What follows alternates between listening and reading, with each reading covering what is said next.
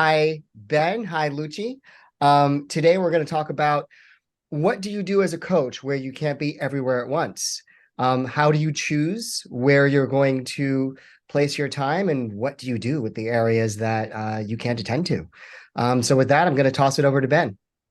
Thanks, Leo. Yeah, this is particularly interesting to me because I work with some organizations that are maybe bigger, and you try and get around everywhere that you can.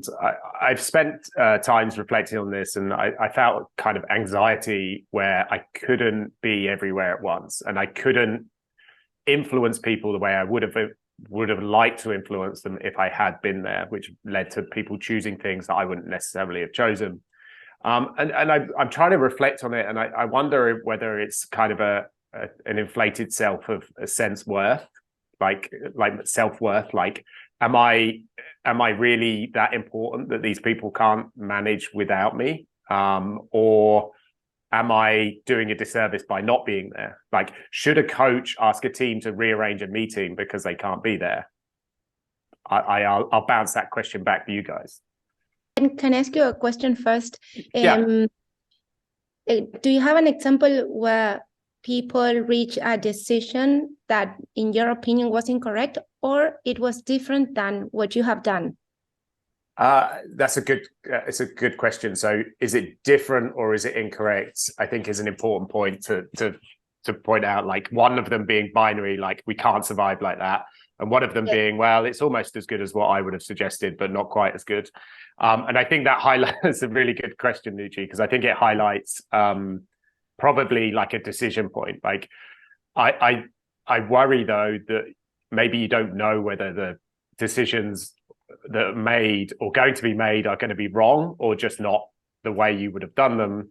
Because once a team makes a decision, it becomes pretty hard to go back and ask them to undo a decision. So I'm still left in this thing, which is, I don't know, like, do I need to be there for everything? Like, how do you guys judge? Do you need to be there for everything? How do you judge your importance versus the team's independence and their importance? I mean, sometimes it's obvious, right? Sometimes you know where you've got a meeting with a senior leader, there's a decision point, and you feel like people are going to reflect their individual experience. And as the coach, because you exist outside the system, you're there to deliver the holistic experience, right? The systemic view, so that the leader isn't swayed by someone's personal bias or another. And something like that, that's an easy one. But there are so many other scenarios where a session that looks like it's not that important, will suddenly, someone will bring up a topic and this incredible thing happens and you're like, no, oh no. And it's like, what do? You just, it's to your point. Like, how do you, have you had a situation where something like that happened and you're like, oh crap, I've got to unwind this mess now? Yeah, I think that does happen. I mean, I'm struggling to think of things at the forefront of my mind, but I think what you've just said is probably a good bellwether, right? It's a good heuristic, which is like the maturity of the team matters. So if the maturity of the team is lower, you might, and I think we probably all know this inherently, you might choose to prioritize that team over another team who are more mature. I guess I have in the past asked teams to move their meetings. So I've got a conflict, I can't make it, and I'm asking 7 people or 8 people to rearrange a meeting because I couldn't make that meeting. Now, is that ever acceptable? Potentially. Should it be common? I don't think so. And unfortunately, I've worked with coaches who think it's completely reasonable that they ask teams to reschedule to make sure that the coach, the person there to assist them, is able to turn up and assist them when maybe they were capable, or maybe they shouldn't be so dependent on the coach in the first place. Yes. I think 2 things. I think that it depends about the importance of what is going to be discussed in that meeting, that maybe that's something that you may say, okay, let's schedule. And at the same time, I think that the world is moving to self-managed teams. The idea is that people, when they are self-managed, that they don't need somebody, like to organize. They excel and they feel more confident, and maybe in their journey they will make mistakes. However, with time, over time, they will then integrate perspectives and reach like a good decision or a good result. I don't know. No, this is maybe like I'm thinking like ideas.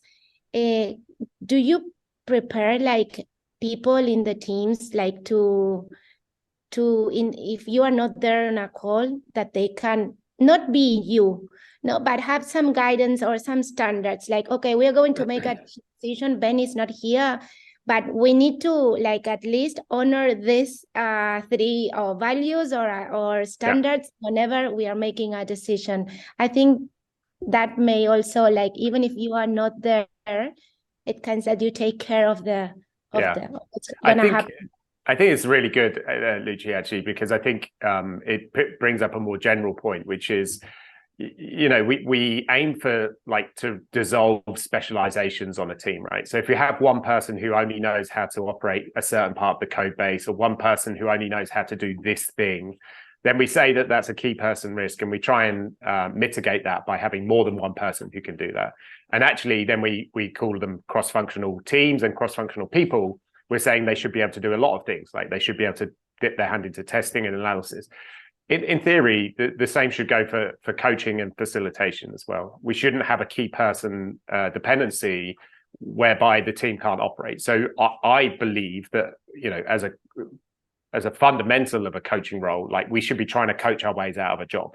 We're not just facilitating a meeting to the conclusion of the meeting, but we should also be doing a kind of a meta level, saying, I do this now because this is why, so that if I'm not here, you'll know why I'm doing this technique or why I'm using this to help you guys along. So yes, I think generally yes. And then specifically, you could come up with decision-making criteria. I think I was reflecting as well on your bit at the start, which is it depends whether the decision is wrong or just not what I would have chosen.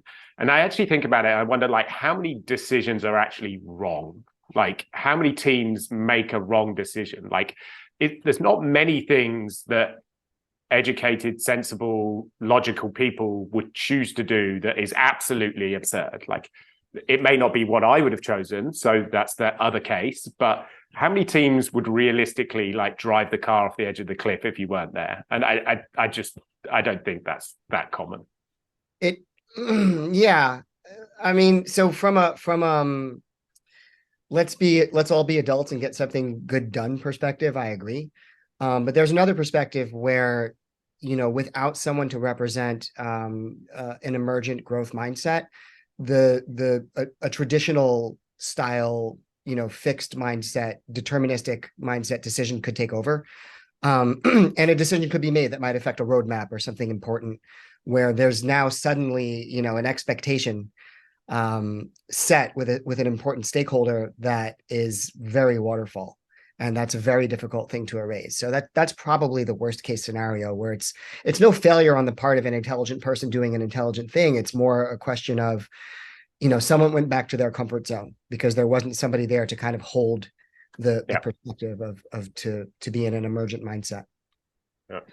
And also I'm thinking, for instance, if they have the meeting, you are not there, and they reach a conclusion or something that, that was not what you were expecting, maybe there's a chance to schedule another call and let's talk about it, no? And let's discuss, and like a learning opportunity that for me is very powerful, because even if maybe they made a mistake, we are just thinking, I don't know, then the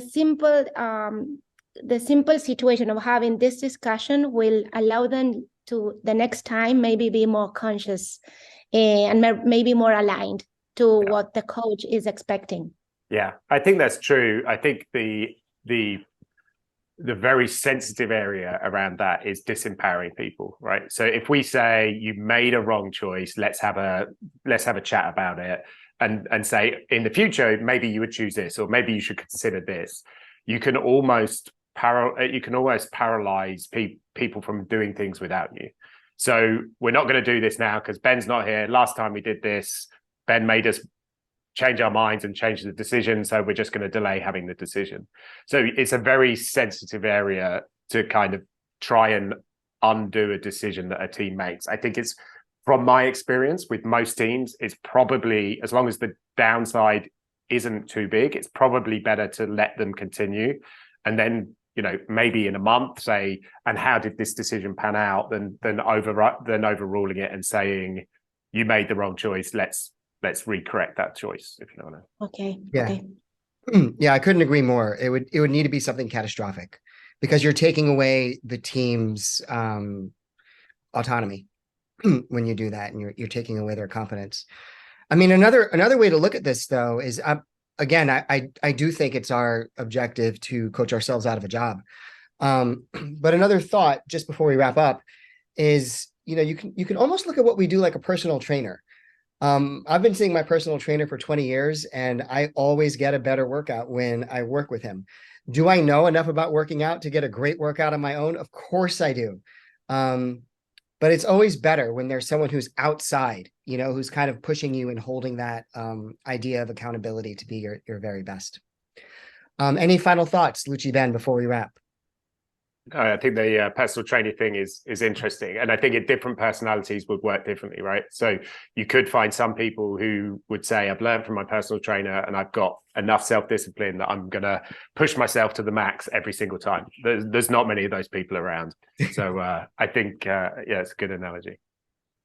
All right, cool. All right. So with that, thank you so much for watching. Please check out our other shows. Bye, everybody.